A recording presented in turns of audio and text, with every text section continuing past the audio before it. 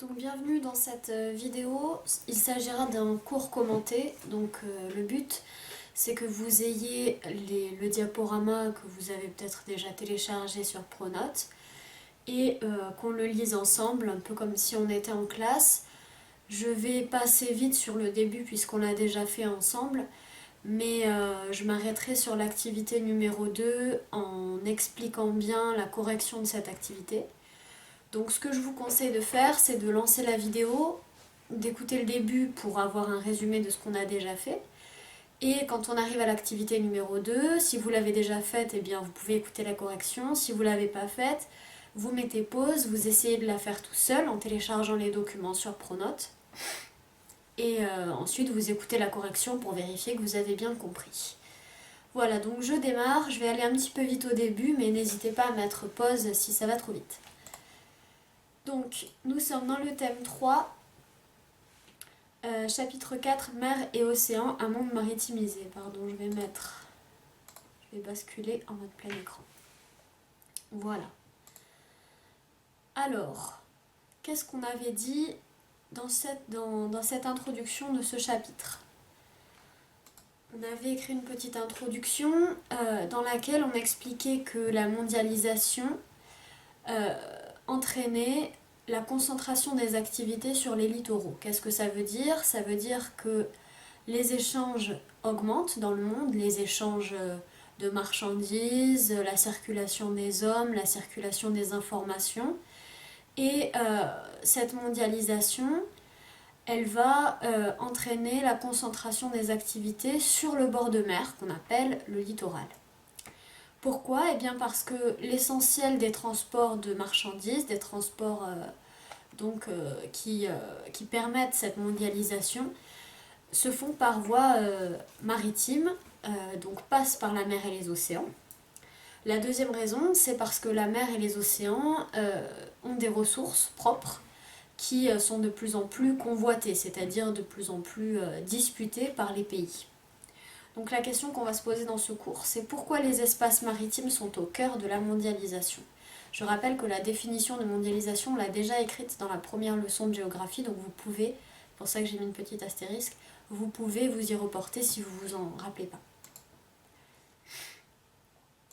Alors, la première chose qu'on avait observée, c'était... je vais peut-être pouvoir lancer la vidéo, je vais voir si ça marche. Voilà. Donc on avait observé... je vais couper le son. On avait observé le trajet d'un container sur un porte-container de la compagnie CMA-CGM, qui est une grosse compagnie de transport maritime. Et donc voilà le porte-container. Donc un porte-container, c'est un bateau qui transporte des containers à l'intérieur desquels on trouve des marchandises. Donc nous, on a parlé de ça. Pourquoi? Parce que le container a considérablement transformé le transport de marchandises. Vous voyez ici la raison de cette transformation. Le container à l'intérieur duquel on trouve les marchandises s'adapte aussi bien sur le porte-container, le bateau qui circule sur la mer, que sur les barges qui circulent sur le fleuve, sur le train ou sur les poids lourds, c'est-à-dire par voie terrestre. Donc l'invention de ce mode de transport a permis l'accélération de la circulation des marchandises et l'adaptabilité à tous ces moyens de communication. Alors nous, quand on a observé ce bateau de la CMA-CGM là, qui transite, on a regardé un morceau de vidéo et on a vu ce bateau partir du port du Havre. Vous vous rappelez, on avait regardé ce départ. Commencer sa route en traversant l'océan Atlantique jusqu'au port de New York, ici. Décharger puis recharger de la marchandise et repartir pour continuer sa trajectoire. Donc le but c'était de faire le tour du monde. Alors nous on n'a pas tout regardé. Et je vous rappelle que en suivant l'itinéraire de ce bateau, on avait compris deux choses. Premièrement, les bateaux qui transportent des marchandises s'arrêtent dans les plus grands ports pour charger et décharger. Et ils empruntent tous plus ou moins la même route, c'est-à-dire la route qui connecte les principaux ports qui se trouvent dans les pays les plus riches, c'est-à-dire les pays européens, les pays d'Amérique du Nord, l'Asie et l'Australie. Et pour ce faire, ils vont parfois raccourcir leur parcours en empruntant des passages stratégiques. Et nous, on avait vu donc ici qu'il y avait un passage stratégique qui s'appelle le canal de Panama, qui était emprunté par les principaux porte-containers pour faire le passage entre l'océan Atlantique et l'océan Pacifique, sans faire le tour du continent d'Amérique du Sud. Alors, je vais revenir sur la trace écrite juste après. Pour les élèves de 4e 6, on a déjà fait cet exercice sur la carte. Pour les élèves de 4e 2, vous trouverez sur Pronote le fond de carte qui correspond à ceci. Et l'idée, ce sera de la compléter avec moi, soit en utilisant le diaporama, soit en utilisant cette vidéo. Qu'est-ce qu'on va mettre sur cette carte? Eh bien, on va mettre les éléments finalement dont on a parlé jusqu'à présent. Premièrement, l'autoroute ou les routes maritimes empruntées par les bateaux qui transportent des containers. Donc vous allez la placer comme ceci sur la carte. Donc vous voyez ici on a tracé la principale route empruntée par les bateaux, voilà, qui passe de l'Europe du Nord, qui rejoint donc l'Amérique du Nord, l'Asie du Sud-Est, ici, et qui va rejoindre l'Europe par la Méditerranée. Alors ensuite, on va pouvoir placer 4 grands ports commerciaux. J'ai choisi les 4 plus importants. Il y en a d'autres, bien sûr, mais on ne va pas tous les apprendre. Alors, le port de Shanghai, qui est le plus grand au monde. Hong Kong, suivi de Singapour.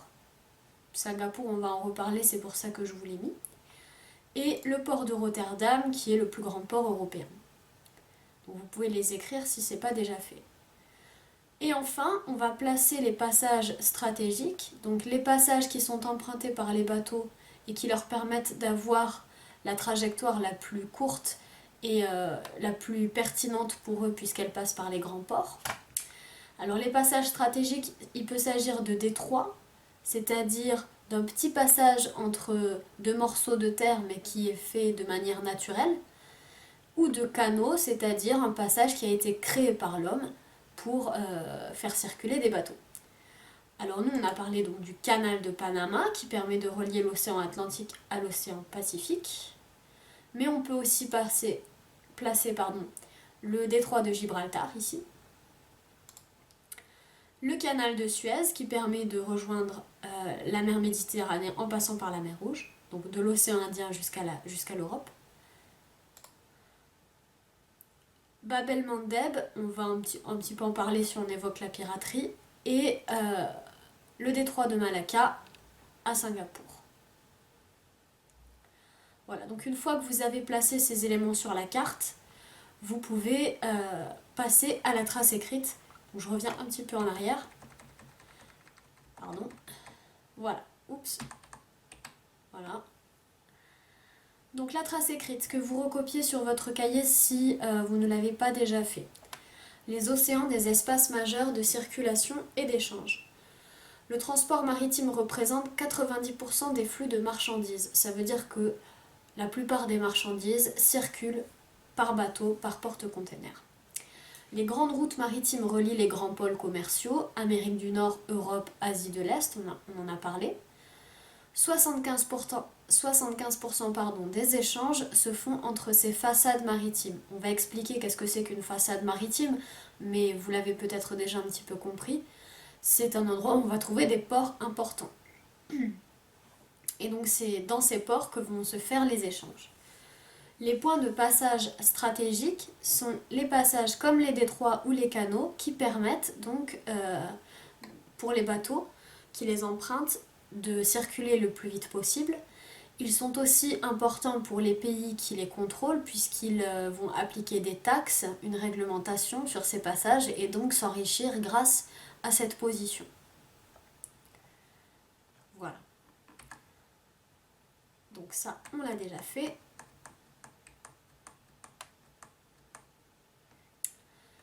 On va passer à l'activité numéro 2. Donc je le répète, si vous l'avez déjà faite, vous pouvez écouter la correction, vérifier que vous avez bien compris. Si vous ne l'avez pas encore faite, vous pouvez prendre la fiche, le manuel page 272-273 ou bien les documents que je vous ai mis dans le diaporama, puisqu'ils peuvent être utilisés, c'est les mêmes. Et vous allez essayer de réaliser l'activité avant d'écouter la correction, c'est quand même le but. Ensuite, vous complétez avec ce que je raconte. Allez, on y va. Alors, ok. Donc voici le document que vous aviez à compléter à partir des autres documents que je vous ai fournis. Donc il s'agit de parler des espaces de circulation à l'échelle mondiale et il faudra identifier 4 grands éléments. Les acteurs du transport maritime, donc qui c'est qui organise le transport de marchandises sur la mer. On va parler aussi des routes, quelles sont les routes importantes, on a déjà une petite idée. Qu'est-ce qui fait que les échanges commerciaux sont en augmentation et quelles sont les conséquences que ça a sur les territoires. Alors l'idée ici, c'est pas forcément de faire des phrases, même si c'est ce que je vais faire dans la correction, c'est surtout de noter les idées importantes. Voici le premier document que vous aviez. Alors pour chaque document, je vous ai mis un petit coup de pouce pour sa lecture, pour extraire des informations. L'idée c'est d'essayer de le faire sans ça, mais nous on va l'utiliser. Alors ici, c'est une carte. Donc la première chose que je vais me demander, c'est de quoi est-ce qu'elle parle. Et pour savoir ça, il suffit de lire le titre. Alors le titre, c'est Rotterdam, entre la façade maritime de l'Europe du Nord-Ouest et l'arrière-pays. Bon, il y a 2 mots un petit peu compliqués, mais en lisant la légende, normalement, on devrait s'en sortir. Alors déjà, de quel lieu est-ce qu'il s'agit? Eh bien, il s'agit de l'Europe du Nord-Ouest. Je reconnais d'ailleurs la France ici. Donc, normalement, c'est pas de se localiser. Alors ensuite, je vais lire la légende. La légende, c'est ce qui va me donner toutes les informations importantes. Alors, premièrement, je vois que les grands ports sont représentés par des points bleus. Et mon œil est tout de suite attiré par le plus grand d'entre eux, Rotterdam. On l'a déjà placé sur notre carte tout à l'heure, donc c'est effectivement le plus grand port européen. Ok, alors ensuite je vais me demander qu'est-ce que j'apprends d'autre sur ce document. Eh bien, je vois une voie maritime mondiale. Ça veut dire que c'est une route empruntée par les bateaux, et les bateaux du monde entier. Donc Rotterdam est bien connecté au reste du monde. Les bateaux passent par ce port et circulent dans le reste du monde. Mais ce n'est pas la seule flèche que je trouve sur cette carte. Je vois aussi des flèches oranges. Alors qu'est-ce que c'est que ces flèches oranges? Eh bien, ce sont des axes routiers. Qu'est-ce que ça veut dire? Ça veut dire que Rotterdam est connecté au reste du monde par la mer, mais est aussi connecté aux autres villes de sa région, donc de France, d'Allemagne, des Pays-Bas, de Belgique, autrement dit des villes européennes, par la route. Et elle n'est pas uniquement connectée par la route, elle est aussi connectée par le fleuve, puisque le fleuve est représenté ici en bleu. Voilà, donc en gros, c'est les informations les plus importantes à retenir. Alors qu'est-ce que c'est que l'arrière-pays? Eh bien l'arrière-pays, par déduction, on peut supposer que c'est toutes ces régions ici qui ne se situent non pas sur le bord de mer, mais dans les terres. Donc, en conclusion, Rotterdam est connecté par la mer au reste du monde et par la terre au reste du continent. Alors qu'est-ce que je vais mettre dans mon schéma? Je vous mets ces premières informations en vert pour la correction. Les villes littorales et les grands ports commerciaux, comme par exemple Rotterdam, sont des acteurs du transport maritime. C'est grâce à elles que le transport maritime peut s'effectuer. Les échanges se concentrent dans les zones littorales. On l'a déjà dit, mais c'est important de le rappeler. L'une des principales routes maritimes passe par l'Europe de l'Est. Ok, elle passe par Rotterdam, on aurait pu préciser. Et qu'est-ce que ça change pour les territoires? Eh bien, les ports de Rotterdam et de sa façade maritime, autrement dit les ports de Rotterdam et le port de Rotterdam et les autres, ceux qui sont à côté, sont très grands et sont reliés à quoi? À l'arrière-pays, donc aux autres villes, par la route et par le fleuve. Voilà, ça va? Je continue. On y va avec les documents suivants. Alors, le document 6 c'était un texte. On ne va pas le lire ici, mais prenez le temps de le lire si ce n'est pas fait. C'est un texte assez simple. Finalement, il n'y avait peut-être que 2 informations à retenir.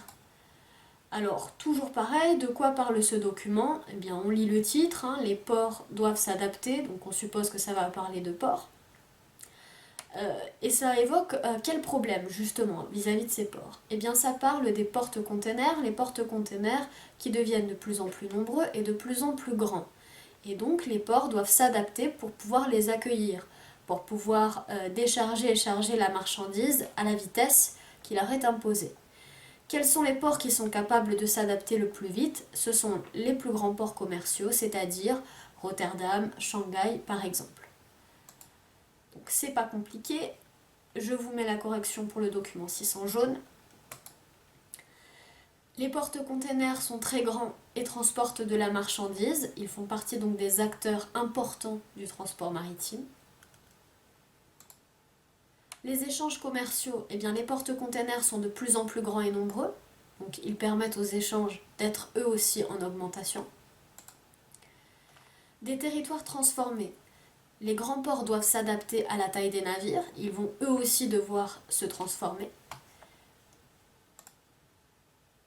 Et on passe aux documents 7 et 8.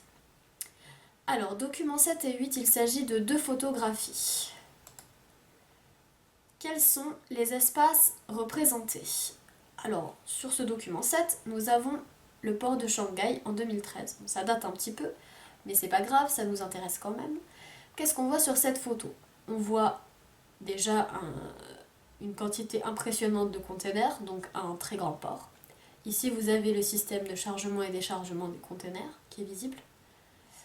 Et on voit surtout que ce port ne se situe pas sur le littoral, mais quasiment sur la mer, enfin en tout cas à l'extérieur du continent, puisqu'il est relié par un pont extrêmement long, l'un des plus longs du monde, qui fait 32,5 km ici. Donc il s'est adapté pour accueillir plus de bateaux. Et pour le document 8, eh bien c'est le canal de Panama dont on a déjà parlé puisqu'on avait regardé la vidéo ensemble. Et ce canal, eh bien lui aussi il doit s'adapter à l'afflux de porte-containers qui sont de plus en plus gros et nombreux. Et donc il doit faire des travaux pour permettre le passage rapide de tous ces porte-containers. Donc si on rajoute des éléments en rose cette fois-ci, eh bien, on peut rajouter que la Chine et ses ports, par exemple Shanghai, se situent sur une grande route maritime. Le canal de Panama également, puisque c'est un passage stratégique. Ensuite, on peut rajouter que le port de Shanghai sur la mer est relié par l'un des plus longs ponts du monde. Donc c'est un élément important des territoires transformés. On continue avec ce dernier document qui finalement ne nous apportait pas beaucoup plus d'informations que celles que nous avions déjà. Alors ce qui est intéressant, c'est que c'est un schéma, on n'en utilise pas souvent jusqu'à présent. Ce schéma donc schématise un port, son littoral et son arrière-pays, donc maintenant on sait ce que c'est. Et bien ça confirme un petit peu tout ce qu'on avait dit, hein. Le port international est relié au reste du monde par la voie maritime ici. Donc il échange avec le reste du monde, mais il échange aussi avec les villes du continent. On avait vu qu'il était relié par voie fluviale, terrestre et ferroviaire. Et il échange également avec les petits ports secondaires qui ne sont pas capables d'accueillir par exemple les plus grands bateaux. Donc qu'est-ce qu'on peut rajouter en bleu? Pas grand-chose. On peut rajouter que le port est un lieu d'échange avec l'arrière-pays et le reste du monde. Et qu'on retrouve des zones industrialo-portuaires sur les littoraux. Alors qu'est-ce qu'une zone industrialo-portuaire? C'est vrai que je ne vous l'ai pas montré, je reviens un peu en arrière, c'est ici. La zone industrialo-portuaire, c'est une zone directement sur le littoral qui va réceptionner les marchandises et les transformer dans ses usines si nécessaire. D'accord? Voilà.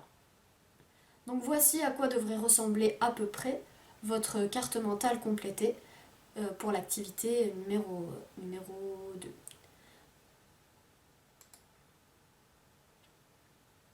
Quand vous avez terminé, nous pouvons passer à la trace écrite. Donc la trace écrite que vous recopiez encore une fois sur votre cahier. Des littoraux habités et aménagés. Je rappelle qu'aménager, ça veut dire qu'on va construire des choses sur ces littoraux pour s'adapter aux activités qui sont présentes. Les principales zones de production et d'échange se concentrent sur les littoraux, c'est la littoralisation.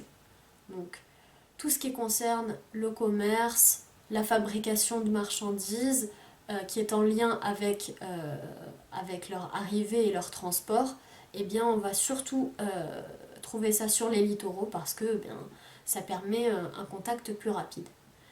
Les espaces sont aménagés pour le développement des activités liées au commerce et à l'industrie. Les ports s'agrandissent, ils avancent sur la mer, donc c'est ce qu'on a vu avec Shanghai par exemple. Ils utilisent des moyens techniques considérables. Ce sont souvent des hubs, pardon il manque un S, vous le rajouterez. Des hubs, qu'est-ce que c'est ? C'est un nœud de communication. Donc ça veut dire que c'est un lieu qui est extrêmement connecté au reste des villes ou des lieux. Il est au cœur des réseaux de communication. Les zones industrielles-portuaires sont des espaces industriels reliés au port, comme celle de Rotterdam par exemple.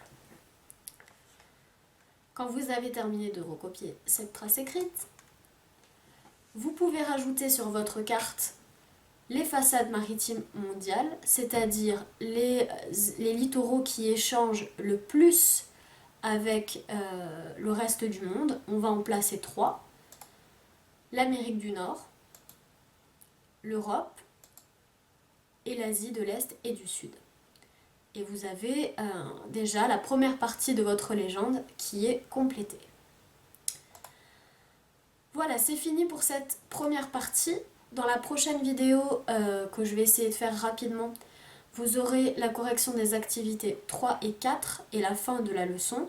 Nous allons parler d'un espace maritime stratégique et disputé. Il s'agit de la mer de Chine, vous verrez pourquoi.